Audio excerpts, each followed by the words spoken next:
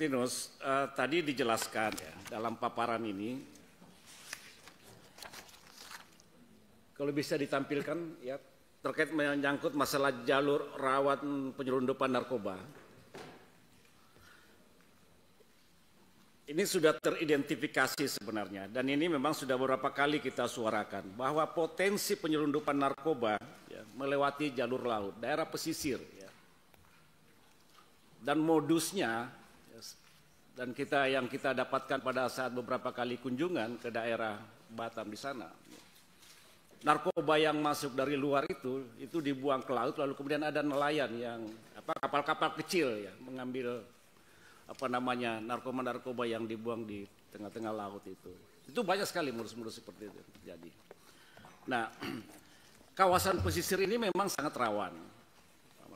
Tadi dijelaskan, ini nih. Hampir semua itu daerah Sumatera itu daerah pesisir semua itu di atas itu. Dan itu memang pintu masuk ya. Terkait menyangkut masalah penyelundupan narkoba dari luar. Tadi juga dijelaskan ada beberapa negara, Malaysia, Thailand, Myanmar, Hong Kong dan sebagainya. Pintu masuknya di sini.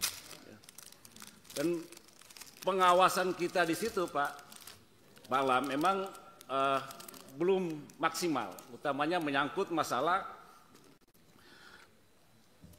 pencegahan terhadap daerah-daerah yang rawan seperti ini. Nah, saya ingin tahu, karena ini kan sudah teridentifikasi sebenarnya, dan modusnya pun kita sudah tahu, gitu loh. Bagaimana pola-pola pembinaan, ya, pembinaan dan pencegahan terhadap penyelundupan di pesisir pantai ini, utamanya bagi para kelompok-kelompok nelayan yang ada di sana, kan begitu. Dan itu itu yang sering kita dengar, Pak Martinus, ketika kita kunjungan ke daerah ya.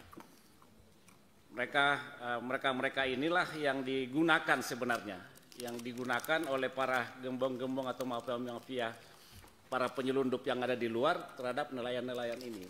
Dengan kapal-kapal kecil, terlepas apakah itu nelayan ataukah memang menggunakan kapal nelayan, wallahu alam ya, kita nggak tahu. Tapi yang jelasnya itu diidentifikasi bahwa kapal-kapal kecil yang mengambil barang-barang itu di tengah-tengah laut terkait menyangkut masalah penyelundupan itu. Nah, ini penting menurut saya. Artinya menggunakan kapal-kapal kecil, apakah itu kelompok nelayan ataukah masyarakat biasa, tapi paling tidak ada pola pembinaan yang dilakukan di daerah pesisir situ. Ada pola-pola pembinaan yang dilakukan terhadap masyarakat pesisir seperti yang digambarkan tadi di atas ya, tentang daerah-daerah penyelundupan atau pintu-pintu masuk narkoba ini. Yang kedua, itu sering sekali ada program ya menyangkut masalah desa bersinar segala macam. Nah, ini penting menurut saya ya, sangat penting bahwa deklarasi kampung nelayan bersih dan bebas narkoba itu juga penting. Karena ini sasarannya kan di samping dimanfaatkan juga masyarakat paling tidak masyarakatnya juga terlibat terkait menyangkut masalah penyalahgunaan narkoba ini. Ini penting bagi saya. Jadi tidak hanya di sekolah-sekolah atau di perguruan tinggi dan sebagainya, tapi daerah-daerah pesisir yang dimanfaatkan oleh para mafia-mafia ini, para bandar-bandar narkoba ini, pintu-pintu masuknya peredaran narkoba dari luar. Nah, dan karenanya perlu ada operasi menurut saya ya. Operasi gabungan, jadi tidak hanya sebatas BNN, karena tadi jelas ya, sudah dijelaskan juga bahwa strategi BNN dalam hal penguatan pemberantasan narkoba itu kerjasama dengan lintas institusi. Saya kira betul ya. Ini memang harus kolaborasi, sinergi dan kolaborasi antar institusi harus dilakukan dalam hal, karena ini sekali lagi saya katakan bahwa ini kejahatan yang amat luar biasa ya, kejahatan extraordinary, kejahatan kemanusiaan ya, dan juga mengancam kedaulatan bangsa. Kita masih ingat Pak Martinus bagaimana ketika terjadi perang candu ya kan, antara Inggris dengan Tiongkok, ketika dia tidak mampu melawan dengan katakanlah jalur perdagangan, maka dia lewat candu ya, mengirim candu kepada masyarakat Tiongkok. Akhirnya dia terlena, akhirnya dikuasailah pada saat itu tahun 1800 sekian Inggris mampu menguasai, bahkan Hong Kong pun diambil di bawah penguasaannya. Itu perang candu. Ini menyangkut masalah kedaulatan, Pak. Ini menyangkut masalah kedaulatan. Kita belajar dari perang candu antara Inggris dengan Tiongkok. Boleh jadi juga Indonesia ada upaya ke arah sana. Karena kita kaya dengan sumber alam kita. Kekayaan alam kita sangat menggiurkan bangsa-bangsa lain, sehingga masyarakat kita didinabokan, anak cucu kita akan menjadi korban dari peredaran-peredaran narkoba ini.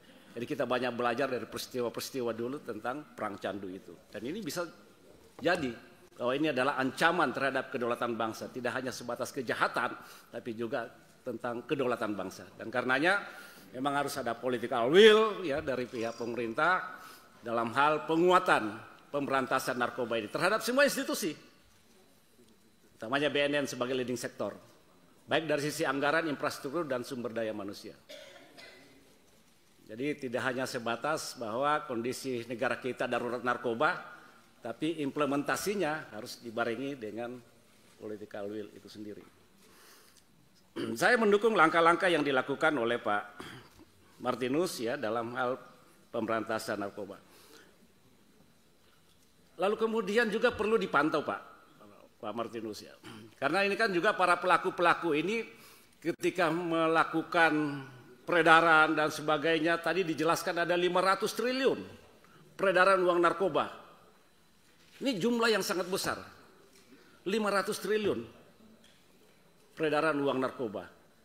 Ini perlu ditelusuri kerjasama dengan pihak PPATK dan sebagainya untuk mengenakan TPPU. Pantau keluarganya, pantau kerabat-kerabatnya, karena pasti peredaran duit ini sungguh sangat besar dan ini bisa saja terjadi di kerjasama dengan pihak-pihak lain, ya. Utamanya ya keluarga-keluarga dari para mafia-mafia ini perlu dipantau. Lalu kemudian ketika ada yang ditindak itu tetap gunakan tindak pidana pencucian uang, miskinkan.